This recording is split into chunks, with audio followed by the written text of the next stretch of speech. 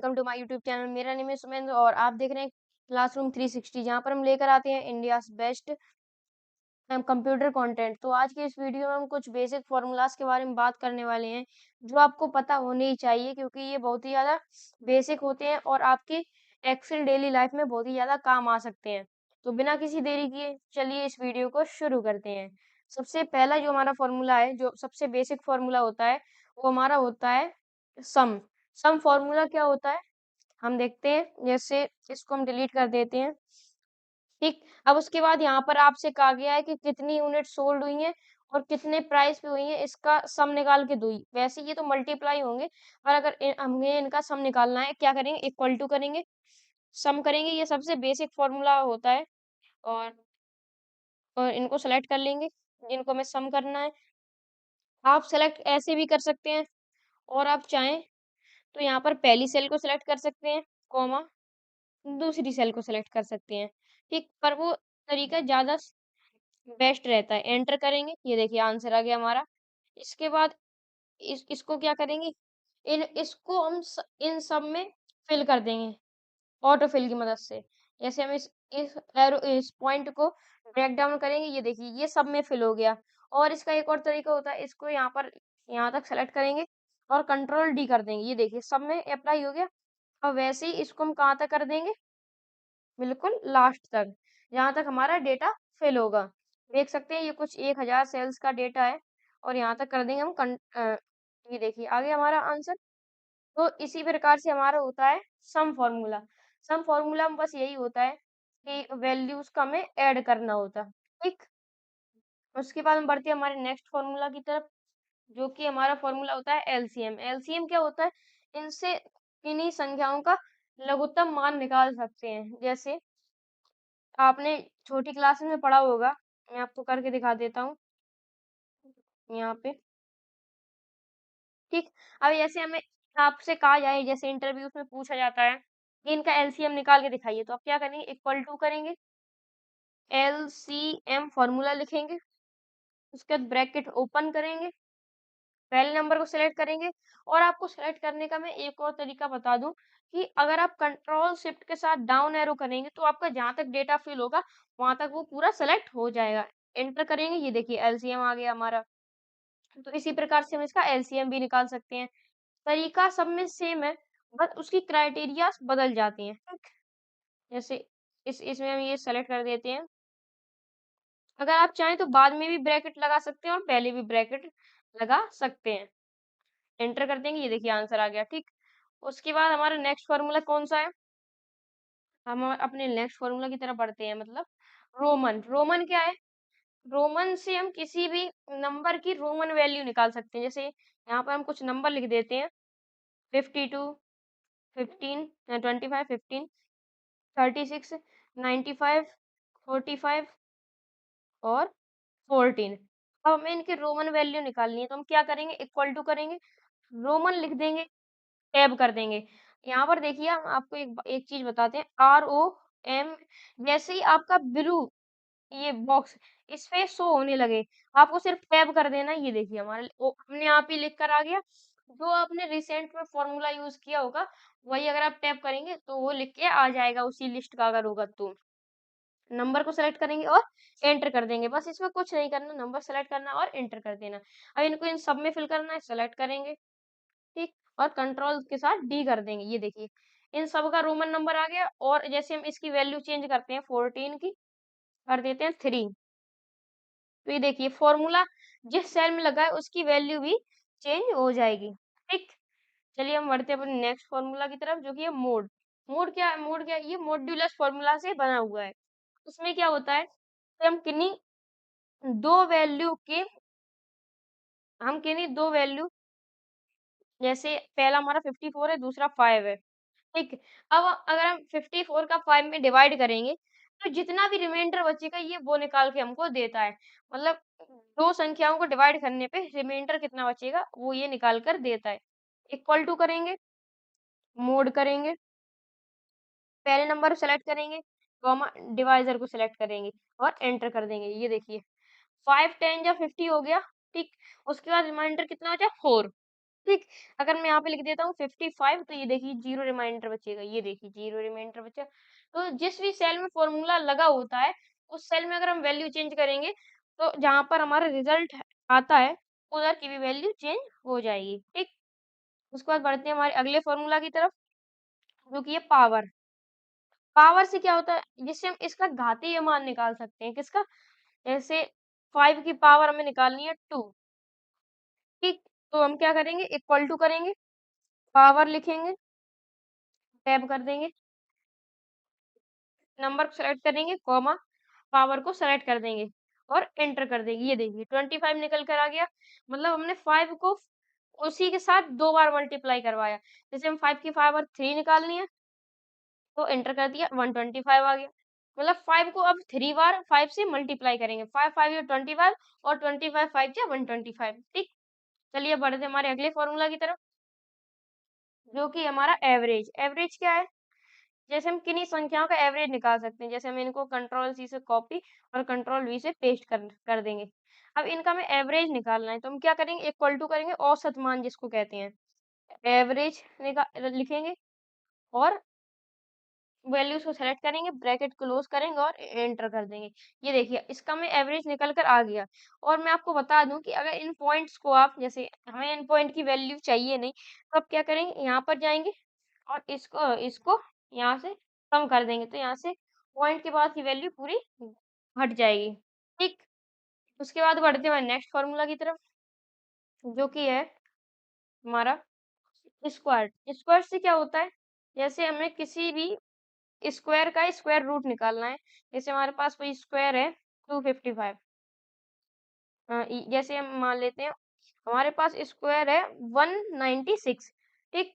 अब इसका हमें स्क्वायर रूट निकालना है। क्या करेंगे, इक्वल टू करेंगे, स्क्वायर करेंगे, नंबर सेलेक्ट किया और एंटर कर दिया।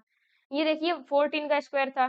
जैसे हम इसमें पॉइंट वाले स्क्वायर भी निकाल सकते हैं। जैसे हमें 5 का स्क्वायर निकालना है, ये देखिए 2.367, और हम इसमें क्या कर देंगे, इन 2 पॉइंट तक वैल्यू रखेंगे। 5 का था, उसके बाद 6 का भी हम निकाल सकते हैं, ठीक? तो कुछ इसी प्रकार से ये फॉर्मूला वर्क करता है। नेक्स्ट फॉर्मूला की तरफ बढ़ते हैं, जो कि हमारा है एंड फॉर्मूला। एंड फॉर्मूला से क्या होता है, जैसे आपसे कहा गया कि इनका और इनका ऐड करने से इतना आ रहा है, तो आपको पता कैसे चलेगा कि इन दोनों का ऐड करने से इतना आ रहा है, वो मैंने सही लिखा है या नहीं? जैसे यहाँ पे लिखते हैं हम 20, 20 और 40। मैं इसको, इसमें से मैं फॉर्मेटिंग हटा देता हूँ, ठीक? अब यहाँ पे लिखेंगे 20, 20 और बाद में 40, ठीक? इक्वल टू करेंगे, एंड फॉर्मूला लगाएंगे, लॉजिक 1 करेंगे, प्लस कर देंगे और यहाँ पे ये कर दिया प्लस। उसके बाद इक्वल टू करेंगे और 40, तो इसमें बता रहा है ट्रू। अब हमने किया क्या था, ये देखिए पहले आप फॉर्मूला ओपन करके, 20 प्लस 20 इज इक्वल टू 40, ये रॉन्ग, ये फॉल्स है या ट्रू है? तो इसने कह दिया ट्रू है, ठीक? अब इसमें हम वैल्यू अगर चेंज करेंगे, 41 कर दिया अगर हमने, एंटर करेंगे फॉल्स, ये देखिए, तो हमें ये रॉन्ग वैल्यू को क्या बता देगा, फॉल्स। उसके बाद हम 21 कर देंगे, तो ये फिर से ट्रू हो जाएगा, ठीक? उसके बाद बढ़ते हैं हमारे नेक्स्ट फॉर्मूला की तरफ, जो कि हमारा नेक्स्ट फॉर्मूला है फैक्ट। फैक्ट से क्या होता है कि हम फ्रैक्शन मान निकाल सकते हैं, ठीक? फैक्टोरियल मान निकाल सकते हैं। जैसे इक्वल टू करेंगे, पहले यहाँ पे फैक्ट लिख लेते हैं, इक्वल टू करेंगे, फैक्ट करेंगे, टैब कर दिया, नंबर लिख लेंगे हम 6 और एंटर कर देंगे। ये देखिए अब इसमें होता क्या है, मैं आपको ये बताता हूँ। 6 हमने लिखा था, 6 इंटू इक्वल टू करेंगे, 6 को 6 बार उसी से मल्टीप्लाई कर दिया, नहीं मतलब 6, मैं आपको करके दिखाता हूँ, equal to 6 into 5 into 4 into 3 into 2 into 1, मतलब 6 के पहले ही लगातार 6 संख्याओं का इसने क्या किया, गुणा किया। नो, यहाँ से कर देंगे ओके, और इस ये स्लैश को हटा देंगे और एंटर कर देंगे। ये देखिए 720 आ गया। तो इससे क्या होता है, फैक्टोरियल मान हम निकाल सकते हैं, फैक्टोरियल वैल्यू, ठीक? अगर आपको इन चीजों में कोई भी डाउट है, तो आप हमसे पूछ सकते हैं कमेंट करके। हम लोग प्रॉपर आपको रिप्लाई देंगे और बस आप लोगों का सपोर्ट चाहिए। नेक्स्ट फॉर्मूला की तरफ बढ़ते हैं जो कि हमारा है मिन। मिन क्या है? जैसे आपसे कहा गया यूनिट सोल्ड हुई है, ठीक? अब इनमें से आपसे कह दिया जाए कि इनमें से कौन सी चीज सबसे कम सोल्ड हुई है, या फिर इनमें से टोटल सेल में किसकी सबसे कम सेल है, कौन सी वैल्यू है, तो हम क्या करेंगे, इक्वल टू करेंगे, मिन करेंगे, टैब करेंगे और वैल्यू को हम सेलेक्ट कर देंगे। यूनिट प्राइस सबसे ज्यादा कम किसकी है, अ, तो कंट्रोल के शिफ्ट के साथ डी कर देंगे, कंट्रोल शिफ्ट के साथ डाउन एरो, उसके बाद या इसको ऊपर स्क्रॉल कर देंगे, ये देखिए, और एंटर कर देंगे। इसमें हमें दिखा रहा है 5। 5 इसमें सबसे कम वैल्यू है यूनिट प्राइस में। अब 5 जहाँ कहीं पे लिखी हो और वो 5 सबसे कम वैल्यू है, ये देखिए, ये 5 लिखी है, ये सबसे कम वैल्यू है। और यहीं पे अगर मैक्स फॉर्मूला लगाएं, इक्वल टू मैक्स, टैब कर देंगे, control shift down arrow, page यहाँ से चले जाएंगे ऊपर और एंटर कर देंगे। ये देखिए, इसमें सबसे ज्यादा वैल्यू क्या है, 99। क्या है, 99, ठीक।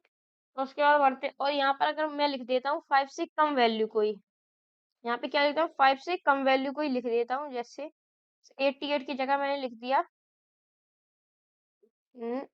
4। ये देखिए, यहाँ से ये वैल्यू हो गई चेंज, क्या हो गया, यहाँ पे 4 लिख गया। उसके बाद हम लिख देते हैं 1। ये मिनिमम में आप देखिएगा, ये देखिए 1 आ गया। तो इस सेलेक्ट की हुई रेंज में जो भी सबसे कम वैल्यू होगी वो ये शो करेगा। डिलीट कर दिया हमने। चलिए बढ़ते हैं अगले फॉर्मूला की तरफ। ये हमारे कुछ बेसिक फॉर्मूलाज हैं जो कि आपके एक्सेल डेली लाइफ में बहुत ही ज्यादा काम आने वाली है, तो प्लीज इस वीडियो को बिल्कुल भी स्किप मत करिएगा।